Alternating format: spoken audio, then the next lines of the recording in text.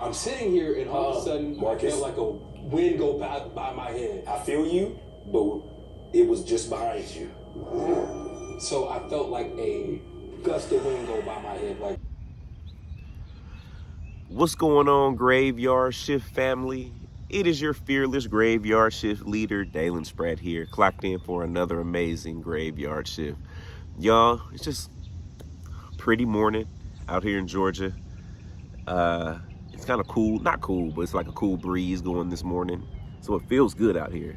So I just kind of want to tell y'all a story real quick, man. Everybody's been asking about the picture I posted in the community tab of my page that shows this dark figure in the mirror as this woman is sitting down at the table.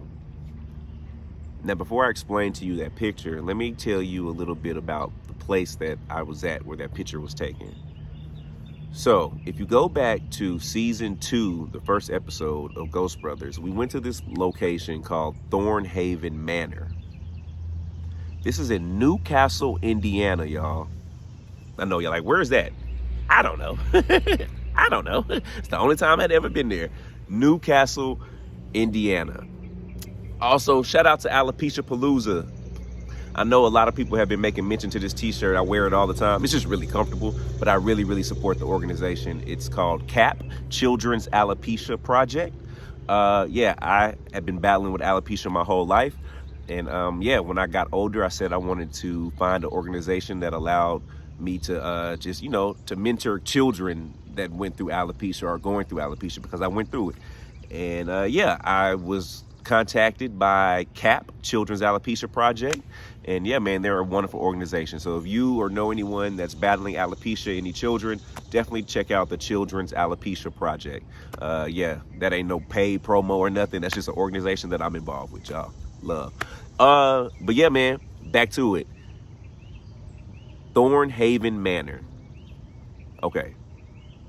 Mind you, this is early in Ghost Brothers days. We ain't really been breaking out like the SLS camera. We were kind of new to it. So we go to this house in Indiana, this old house.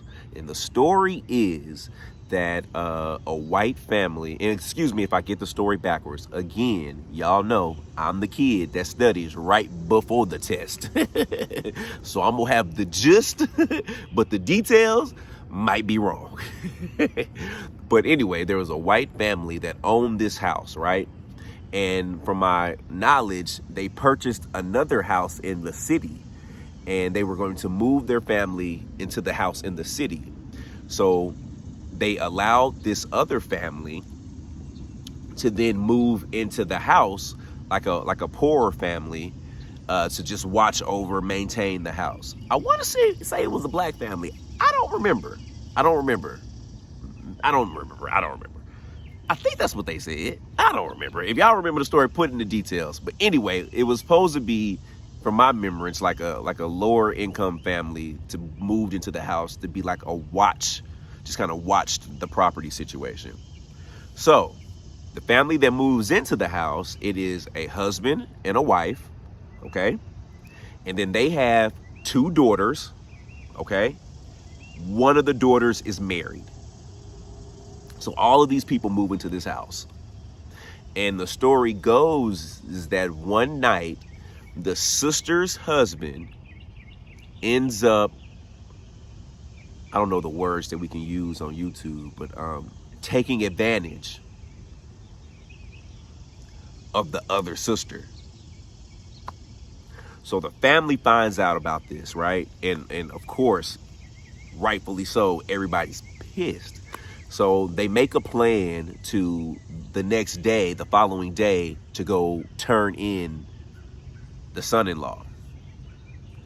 But I guess the son-in-law catches wind of what's about to happen, and he prepares like this meal, and he puts poison in it.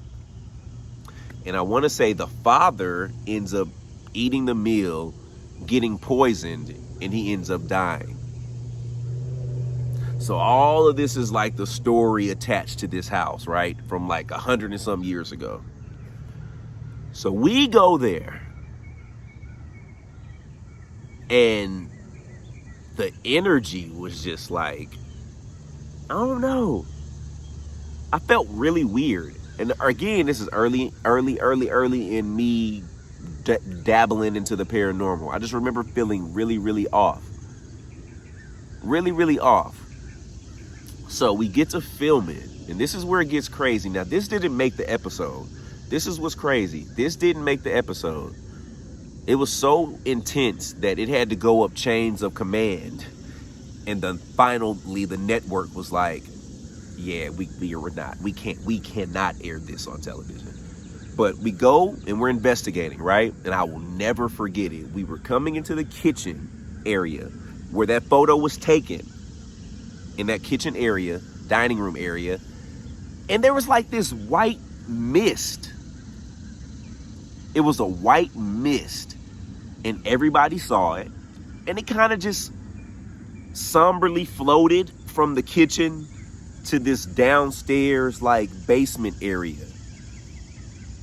So we followed this mist, literally, y'all, hand to God. We followed this mist from the kitchen. It started over the kitchen table. It literally kind of just floated to the basement door that was open and floated down the stairs. So we literally are following this mist.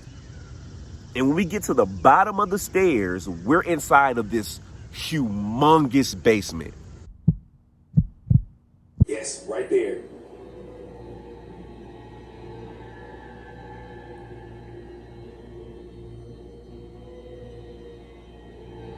He popped up, shh, right there. Okay, Ruben. He got closer to you. He just walked literally through you. When it went through me, did it go like towards the basement? Yes. Okay, boom. We don't need no more time. Go down this stuff. All right. It's down there. It's on the steps. It's definitely in the basement.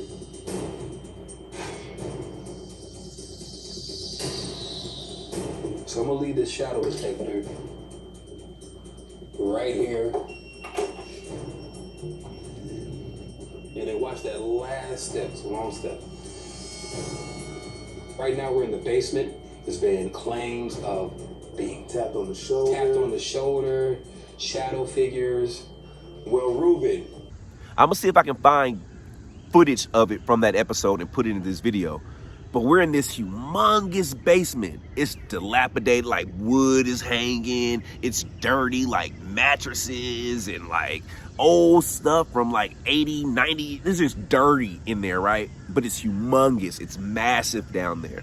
It's literally like the entire, you know what I'm saying, the square footage of the home. It's just all open basement down there with different rooms and stuff. It's weird. But this mist brings us down the stairs into the basement and it just disappears, right? So now we're standing in this darkish basement. So somebody has the idea, why don't we bring out the SLS camera? This is when we were fairly new to the SLS camera. So for people that don't know, a SLS camera is a structured light sensor camera. It's essentially the camera that puts the little stick figures up. So if you put it up, when I put it up in the cemetery and the stick figure pops up, we had a real big camera, one of those. So we put the SLS camera up to where the like white mist dispersed. And that's literally facing this door frame, right? Y'all, within seconds of us cutting on the camera, a stick figure pops up on one side of the door frame. And we was like, oh, wow, that's crazy. You know, if you're really there, can you raise your hand? Literally, it raises its hand. Wow. So now we're like intrigued because we're getting interaction with this, what we think is this spirit. So we're like, okay, can you raise your other hand? And y'all, without hesitation, it raises its hand. So we're just, oh my gosh, this is the craziest thing ever. Wow. And y'all, as soon as we said that, another stick figure pops up on the other side of the door frame. So it's like they're face to face on either side of the door frame. So we're like, oh wow, that's interesting. New person, can you raise your hand? it immediately raises its hand. So now we got two spirits operating on command that we're talking to. We're new to this, watching this unfold. We're mind blown. Y'all. Then all of a sudden, the new entity starts extending its arm at the other entity. Like extending its arm. It literally looked like, y'all remember the game Rock'em Sock'em Robots? That's what it literally looked like. And we even made that reference. Like, wow, it looked like they fighting. That's crazy. Other entity, hands are up. Like both hands are up. This entity, Rock'em Sock'em Robot. And we're like, that's intense. Y'all. Then all of a sudden, y'all, this is hand to God. I've never in my life witnessed anything like this in my life.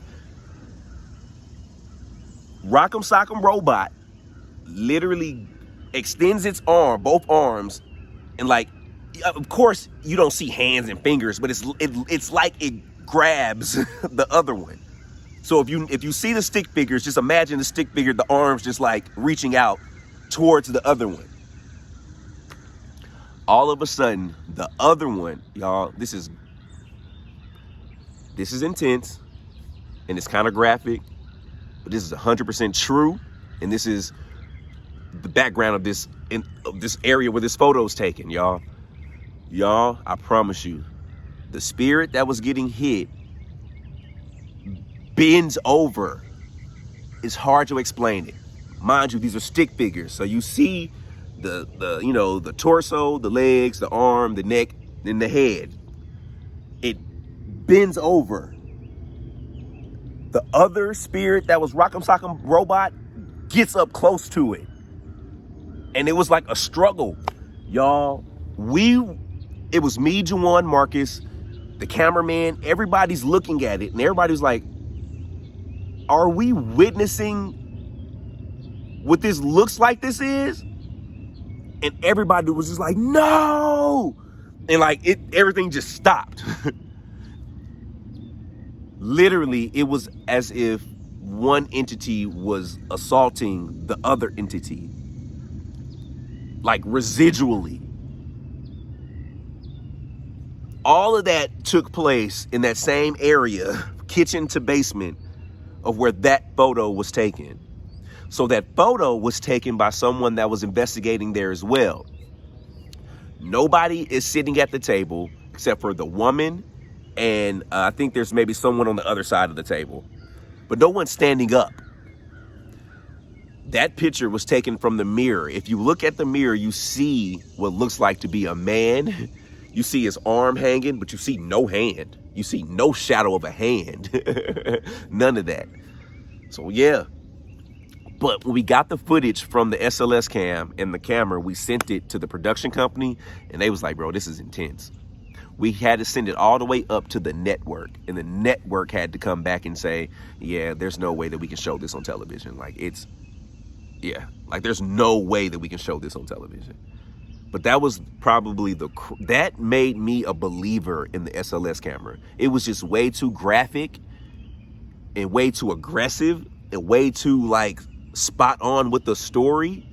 And what's crazy about it is the room that the misled us to with the stick figures on the door frame, inside of that door frame was like this old dirty like makeshift mattress, like that whole space. But then it makes me wonder, like 100 some years later, why is that space still, like, why wouldn't they have cleaned it up by then? I don't know. Yeah, crazy, y'all. But yeah, that's the story. Take a look at that picture again and tell me what kind of energy, what kind of vibe you get from it. And yeah, let me know what you think, man. This is another Graveyard Shift story. Don't worry, y'all. I'm going to be dropping more Graveyard Shift videos. They're coming. But I just wanted to get this story out. Love, love, love.